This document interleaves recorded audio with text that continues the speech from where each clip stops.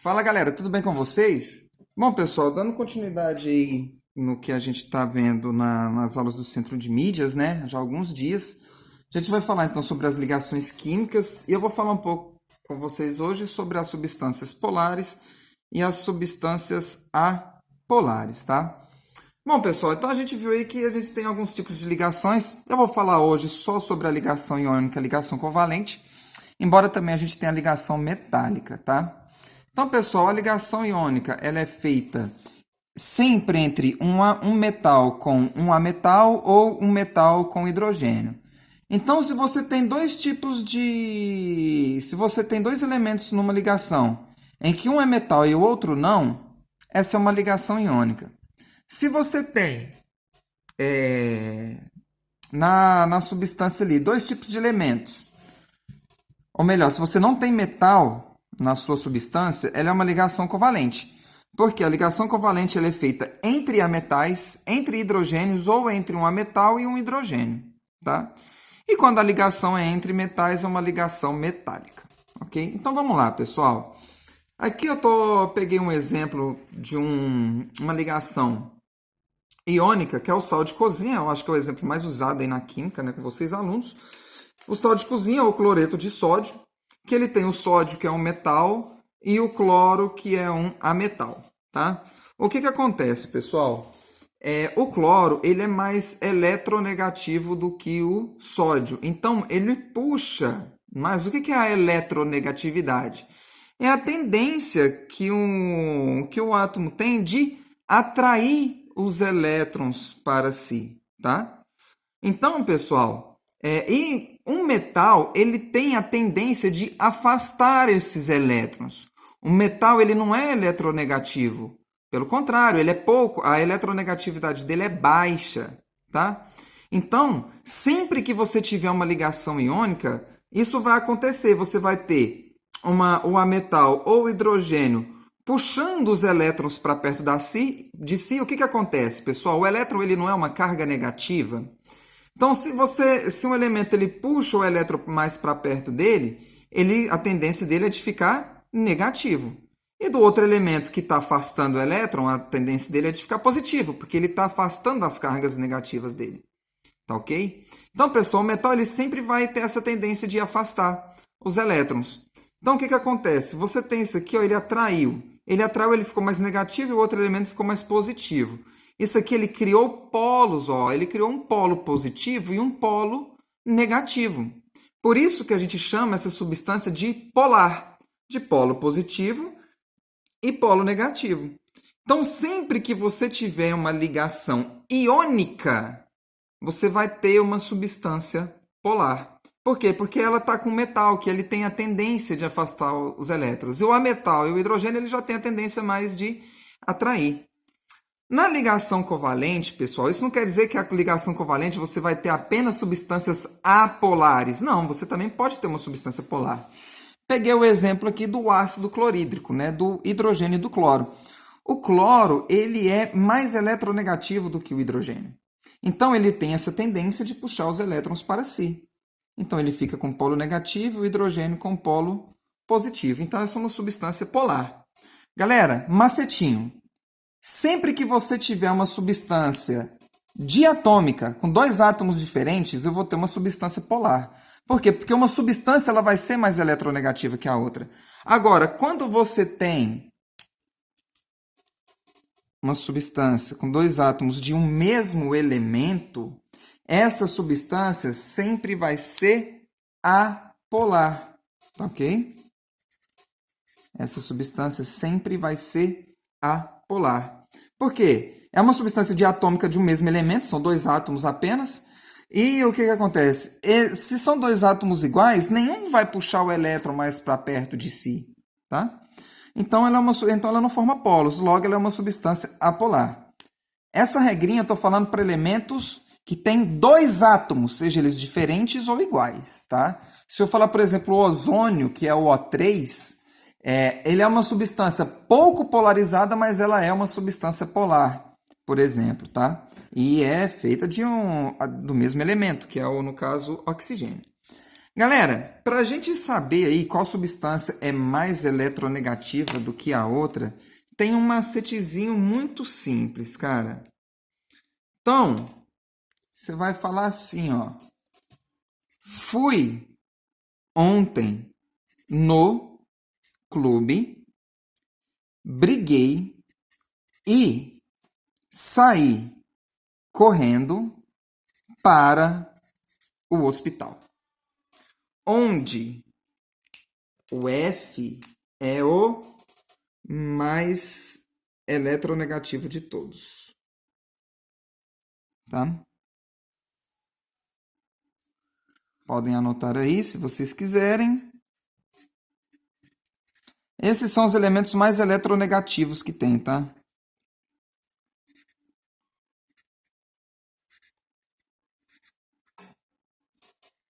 Então, eletronegatividade, tá ok? Fui ontem no clube, briguei e saí correndo para o hospital. É lógico, né? Eu sou magrelo, se eu briguei, eu apanhei.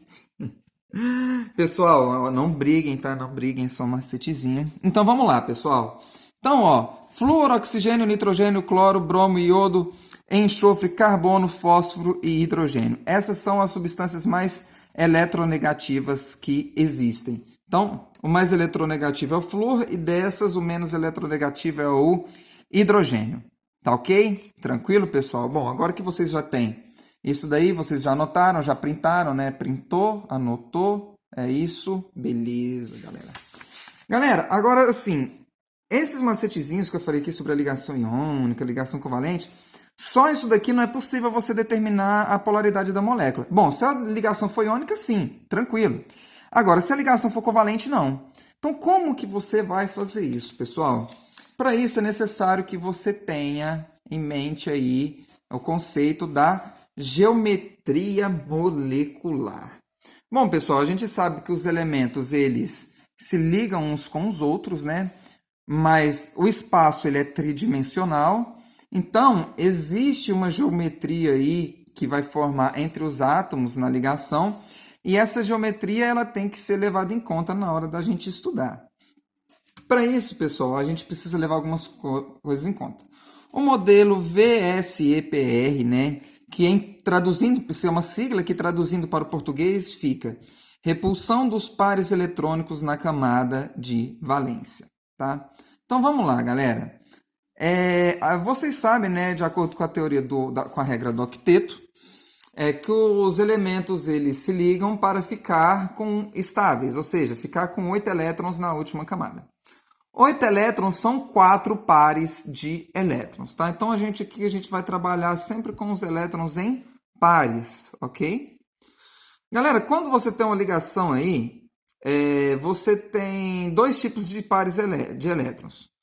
O par que fica isolado, ou seja, são aqueles elétrons que não participam da ligação, ele não está sendo compartilhado aí, entre os elementos, tá? Numa ligação covalente. E tem aquele par que é compartilhado, os pares compartilhados, tá? Vocês vão entender isso na hora que a gente for fazer os exemplos. Aí aqui, pessoal, a gente tem a intensidade das repulsões. O que acontece, pessoal? Vamos supor que você tem um átomozinho aqui, ó. Esse aqui é o átomo, tá? E aqui tá os elétrons aqui da camada de valência, tem esses dois. A ligação, vamos supor que os elétrons estejam aqui. A ligação ela vai ficar o mais longe possível desses pares de elétrons. Por quê? As ligações entre si, os pares de elétrons entre si e o par com a ligação, eles têm uma força de repulsão, que está nessa ordem aqui, ó. As repulsões mais fortes são entre pares isolados, ou seja, aqueles pares que não estão sendo compartilhados.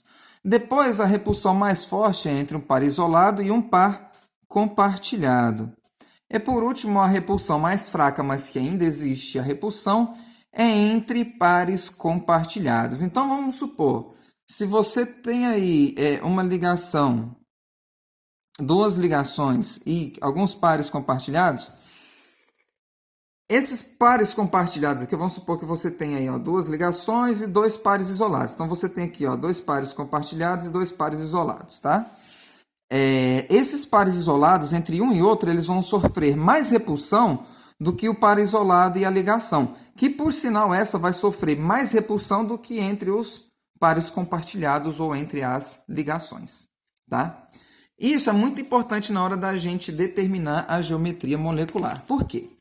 Vamos lá. Para determinar a geometria molecular, pessoal, a gente tem que ver alguns passos. Primeiro, a gente vai determinar quem é o meu átomo central. E como que a gente determina isso, pessoal? O átomo central é aquele que faz mais ligações.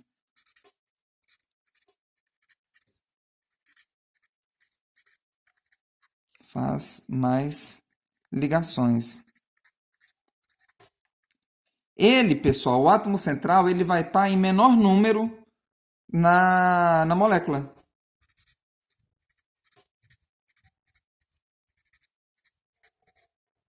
Por exemplo, pessoal, ou você tem aí a água, tá? H2O. O que tem mais aqui, hidrogênio ou oxigênio? Oxigênio. O oxigênio, o que tem mais é hidrogênio. E se o oxigênio está em menor número, ele que vai ficar no meio da molécula. Ele vai ser o meu átomo central. Então, quando você vai determinar a geometria da molécula, a primeira coisa que você faz é determinar quem é o átomo central. Tá ok? Depois, pessoal, a gente vai usar a fórmula de Lewis. E o que vem ser essa fórmula de Lewis, pessoal? Ela é uma forma de determinar os elétrons da camada de valência. Então, como que a gente vai representar isso, pessoal? Vamos pegar, por exemplo, aqui, que a gente estava pegando o exemplo, a água, tá? Então, eu tenho o oxigênio e os hidrogênios, tá? Pessoal, o oxigênio, ele tem quantos elétrons na última camada, na camada de valência dele? 6, não é? Então, eu isso faço aqui, ó. 1, 2, 3, 4, 5, 6. E o hidrogênio? Ele tem um elétron em cada, tá? Então, isso é a fórmula de Lewis, tá, pessoal? Aí, aqui, esses elétrons aqui... Só que, ó, pessoal, isso aqui eu estou fazendo aqui para vocês entenderem, tá?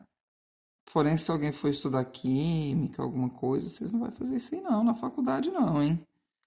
Mas beleza, pessoal, ó. Aí esses elétrons aqui serão compartilhados, tá? Então aí a gente vê onde está o compartilhamento dos elétrons e tudo isso, beleza? Então a fórmula de Lewis nada mais é do que a gente representar os elétrons na camada de valência. E por último a gente faz o arranjo tridimensional levando em conta isso daqui, ó. Os pares isolados, par isolado com o par compartilhado e os pares compartilhados, tá? E a gente determina aí as repulsões, tá ok? Então vamos lá, pessoal. A gente tem 5 tipos de geometria molecular. A primeira é a linear, tá, pessoal? Então, sempre que você tem uma molécula diatômica, e essa molécula diatômica sempre que você tem, uma molécula diatômica, sempre, ela vai ter uma geometria linear. Então, vamos pegar, por exemplo, aqui o H2, o gás hidrogênio, tá, pessoal? Qual seria, então, a fórmula eletrônica dela, né? Vamos fazer aqui a fórmula de Lewis, tá? Então, você tem o hidrogênio. Cada hidrogênio tem um elétron, né? Então, fica assim a sua fórmula eletrônica. Ou esse elétron desse, e eles compartilhando os elétrons. Na hora que a gente vai fazer o arranjo especial, o arranjo espacial, o hidrogênio vai ficar assim, ó. Você tem aqui 2 átomos de hidrogênio fazendo uma ligação entre eles. Então, pessoal, ó, se você tem uma molécula diatômica, sempre vai ser a ligação assim, ó, isso aqui, ó, linear, tá ok? Sempre. São só moléculas diatômicas? Não. Vou dar o exemplo aqui do CO2, o famoso gás carbônico, né, pessoal? Então, você tem aqui, ó, na hora de você fazer a fórmula eletrônica, a fórmula de Lewis, você faz aqui, ó, pessoal, o carbono, ele é da família 4A, né? E o oxigênio é da família 6A. Então, isso quer dizer que o carbono, ele tem 4 elétrons na camada de valência, certo? E o oxigênio, ó, ele tem 6 elétrons na camada de valência. Então, o que acontece, pessoal? Aonde eles vão fazer essa ligação? Eles vão fazer essa ligação aqui, ó. Essa ligação, esses átomos, elétrons, quer dizer, esses daqui e esses daqui. Galera, veja bem, o que você tem que pensar, ó. Determinei o átomo central, carbono. Fiz a fórmula de Lewis. Pessoal, sobrou algum par isolado aqui no meu átomo central? Não sobrou nenhum par isolado, sobrou? Não. Então, o que acontece? São duas ligações. Então, a maneira que elas ficam mais afastadas uma da outra é desse jeitinho que ela está escrita aqui mesmo. Ó. Você tem o O, C e o O. Então, eles ficam assim. Ok? Isso é uma molécula linear, tá? Você vê, ó, que as ligações elas estão mais longe possíveis uma da outra, ó. Essa daqui, ó, aqui forma um ângulo de 180 graus e aqui um ângulo também de 180 graus. Não tem como elas ficarem mais longe uma da outra, né? Não tem como. Você fala assim, professor, mas eu não posso fazer ligação aqui? Não, é lógico que não, porque as duas ligações estão ligando com oxigênio só. Então, não tem como, né? Então, essa é a fórmula mais simples. Pessoal, mas às vezes a gente tem uma... Agora a gente vai falar, às vezes a gente tem, ó. Agora a gente vai falar sobre a geometria angular. Como que é isso, pessoal? Vou usar como exemplo a nossa querida água, fonte da vida, solvente universal, incolor, insípida, inodora, essencial para a sobrevivência de qualquer ser vivo do nosso planeta. Então vamos lá, galera. A água, a fórmula da água é H2O. Ela tem dois hidrogênios, o hidrogênio é da família 1A e um oxigênio que é da família 6A. Então a primeira coisa que eu vou fazer aqui é determinar o meu átomo central, que é quem? O átomo que está em menor número. Se eu tenho dois hidrogênios e um oxigênio, o meu oxigênio vai ser o meu átomo central. E os meus hidrogênios são os átomos periféricos. Galera, vamos lá. O hidrogênio ele tem um elétron em cada camada. E o oxigênio ele tem 6. 1, 2... Vou pôr aqui, ó. Um aqui, ó. 3, 4, 5, 6. Vou colocar assim. O que acontece, pessoal? Aqui, no caso da água, ó, veja bem. Eles vão formar essas ligações aqui, ó. Então, você tem esse par compartilhado.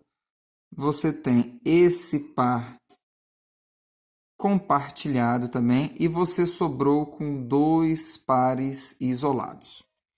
Então, aí você fala assim, professor, então ela não é linear? O que acontece? Ela não é linear, pessoal. Por quê? Lembra que aqui, ó, as forças de repulsão entre os pares isolados, par isolado e compartilhado, e par compartilhado com par compartilhado. O que acontece, pessoal? Essas forças de repulsão, aqui, se elas ficarem dessa maneira, ó, com um par isolado aqui e um par isolado aqui, elas vão ficar entre essas forças do par isolado e do par compartilhado, vai formar um ângulo do quê? De 90 graus, tá? E, na verdade, não é isso que acontece, pessoal. Esses dois elétronzinhos aqui, ó, eles vêm aqui para cima. Então, o que acontece? Vamos supor que a minha mão seja o átomo de oxigênio e você tem um átomo de hidrogênio aqui e o átomo de hidrogênio aqui. Se você tem os elétrons, você está olhando de cima, né? Aqui no caso. O que acontece? Se você tem elétrons em cima e embaixo, esse ângulo de 90 graus é uma força de repulsão muito, muito forte entre eles. Então, o que acontece? Esse par de elétrons que está aqui embaixo, ele vem aqui para cima. E quando ele faz isso, ó, vou virar assim para vocês verem. Imagina que essa é a parte de cima, onde estão os dois pares de elétrons. E a ligação que estava assim, ela vai ficar assim. Tá? Ela vai formar um ângulo aqui entre eles. Bom, de qualquer maneira, formaria um ângulo, né? Mas não é um ângulo de 180 graus, porque os dois pares isolados estão aqui em cima. Então, ela puxa as ligações, ela empurra as ligações para baixo. Então, a molécula, na verdade, pessoal, ela vai ficar assim, ó. A molécula da água, vamos lá.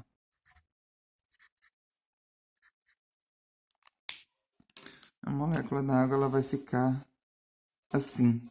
Então, por isso que a gente chama essa estrutura aqui, essa geometria de angular. Tá ok, pessoal? Bom, então vamos lá agora para a trigonal, tá? A gente ainda tem para ver a trigonal, a piramidal e a tetraédrica. Nossa, professor, mas que negócio difícil, não sei o quê. Não, não é tão difícil não. Depois eu vou ensinar um macetezinho para vocês que vai ficar tetinha de fazer isso aí.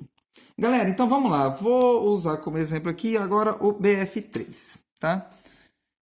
Pessoal, então você tem aqui, ó, o boro e o flúor, né? Você tem 3 átomos de flúor e 1 de boro.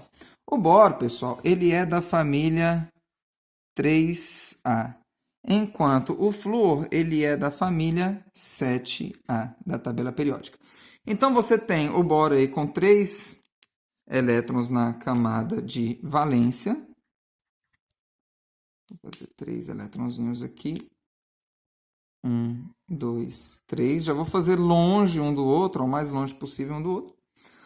E você tem 3 flúors. E cada flúor tem 7 elétrons na sua última camada.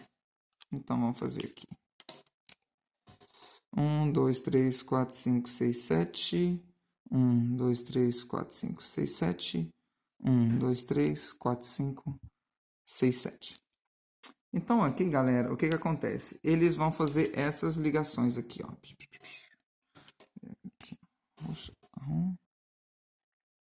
Certo? Ó, veja bem essa estrutura, pessoal. Ela não está formando um triângulo, né? Se a gente fosse ligar aí os pontos, faria os átomos, né? Periféricos formaria um triângulo, né? Então, essa estrutura, pessoal, ela é chamada de estrutura trigonal. E como eu escrevo, desenho o arranjo espacial dela, assim da mesma forma.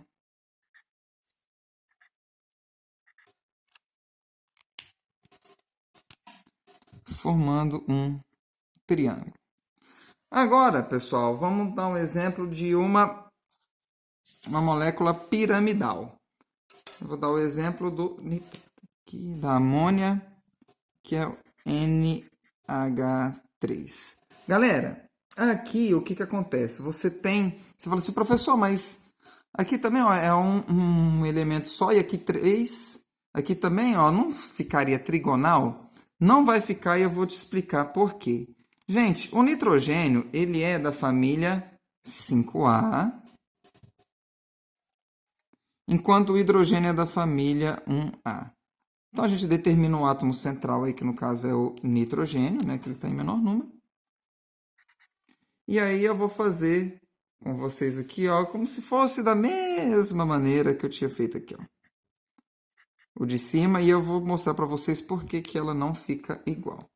Então, você tem aqui, ó, 1, 1 e 1, que está para fora, né? E aqui eu vou ter 5. 1, 2, 3, 4, 5, tá? Então, você tem aqui, ó, que ele vai fazer essa ligação e essa ligação. Só que olha aqui, pessoal. Aqui sobrou um par de elétron isolado. Entendeu? E isso daqui vai mudar a minha estrutura. Veja bem, pessoal, imagine então aqui, ó, vamos pôr assim as canetas assim. Vamos pôr que aqui no meio eu tenho, usando o exemplo de cima, né? Aqui no meio eu tenho boro, e aí aqui eu tenho essas três ligações com os flúoros, tá? No caso aqui do NH3, seria a mesma coisa, só que eu tenho dois pares de elétrons aqui, entendeu? Então, pegando a minha mão aqui como exemplo, o que que acontece? Vamos supor que você teria uma... Tá meio ruim de ver aqui, mas vamos lá. Aqui, ó, aqui dá para ver uma ligaçãozinha, né? Assim, ó. Vamos supor que você teria isso aqui. Só que como você tem dois pares de elétron aqui, isso daqui vai ficar assim, ó.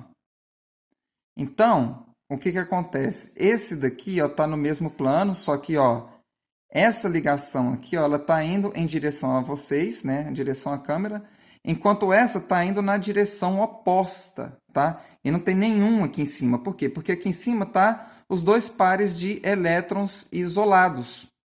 Entendeu? Então, ela vai ficar uma estrutura mais ou menos assim, ó. Então, como que a gente desenha, escreve isso daqui, ó? Você tem o nitrogênio, aqui que é o átomo central, né? No mesmo plano que ele, você tem... Peraí, deixa eu desenhar aqui, ó. O hidrogênio, hidrogênio e hidrogênio. Então, no mesmo plano que ele, você tem esse hidrogênio aqui. Aqui, esse hidrogênio, ele tá... Lembra que eu falei? Ele tá como se ele estivesse assim, ó, indo em direção a vocês aí, a câmera. Então, eu vou desenhar ele assim, ó. E aqui, esse outro hidrogênio, ele tá em profundidade, ele tá profundo. Então, eu vou representá-lo assim. Tá ok? Então, ficaria assim o meu arranjo espacial do meu NH3. E agora vamos lá, a tetraédrica, pessoal. Eu vou dar o exemplo aqui do metano, tá bom? O metano que é o CH4. Bom, pessoal, o carbono ele é da família 4A, enquanto o hidrogênio é da família 1A. Então, o carbono ele vai ter 4 elétrons na camada de valência dele. E o hidrogênio vai ter apenas um elétron na camada de valência. Então, vamos lá. Só na camada de valência não, né? O hidrogênio tem um elétron e pronto, acabou. É a única coisa que ele tem. Então, e o carbono ele tem 4 e os 4 elétrons que ele tem na camada de valência vão estar se ligando com o hidrogênio. Então, o carbono ele não vai sobrar nenhum par isolado aí. Ele vai fazer as 4 ligações. Tá, pessoal? E não vai sobrar par isolado. Então, o que que acontece? Como eu represento isso, pessoal? Aqui, no exemplo do NH3, eu falei que a geometria da substância ela ficaria assim, né? Isso daqui com os dois pares aqui. Quando eu tenho metano, é a mesma coisa, galera. Só que em vez de aqui em cima eu ter um par isolado de elétrons, eu vou ter uma outra ligação com outro hidrogênio. Então, vai ficar mais ou menos isso daqui, ó, tá? Esse de cima e esse daqui no mesmo plano, esse em direção a vocês e esse na direção oposta, tá ok? Como que eu vou desenhar isso aqui, então? Então, eu tenho o carbono aqui, vou pôr os hidrogênios. Opa, não tá certo. Hidrogênio, hidrogênio, hidrogênio, hidrogênio.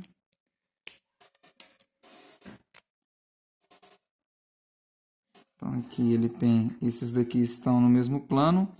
Esse daqui está na direção da câmera. Enquanto esse daqui está na direção oposta. Tá ok, pessoal? Então, ficaria assim. Você fala, pronto, professor, entendemos, tá? Geometria molecular, eu não entendi, mas vou rever o vídeo, vou estudar, procurar aprender. O que que isso tem a ver com as repulsões, com a eletronegatividade ou com a polaridade das moléculas. Galera, eu falei para vocês que a eletronegatividade não é a tendência de atrair os elétrons, só porque eu estou colocando aqui. Ele não tem a tendência de atrair os elétrons para si. Então, pessoal, a gente vendo aqui, ó, quem está atraindo quem, a gente sabe se as forças se anulam. Por exemplo, vamos pegar aqui, ó, vamos voltar no exemplozinho aqui do linear para a gente falar sobre isso. Então, quando você tem uma molécula diatômica com átomos do mesmo elemento, ela sempre vai ser apolar. Então, meu H2 aqui, eu sei que ele é apolar. Agora, vamos lá. O CO2. Vamos pegar, cadê a tabelinha da eletronegatividade? Ó, quem é mais eletronegativo aqui? O oxigênio ou o carbono? Ó, o oxigênio, olha onde o carbono está. O oxigênio ele é mais eletronegativo, não é? Então, tá vendo esses elétrons que estão sendo compartilhados aqui? Eles vão ser atraídos para o oxigênio. Então, eu tenho essa setinha indicando que a atração está vindo para cá e essa setinha indicando que a atração está indo para cá. Galera, soma de vetores. Se eu tenho um vetor indo para a direita com a mesma intensidade de um vetor indo para a esquerda, eles se anulam, não é? Se eles estão se anulando, pessoal, logo ele não forma polos, tá ok? Se eles estão se anulando, ele não vai formar polos. Então, essa também é uma molécula apolar.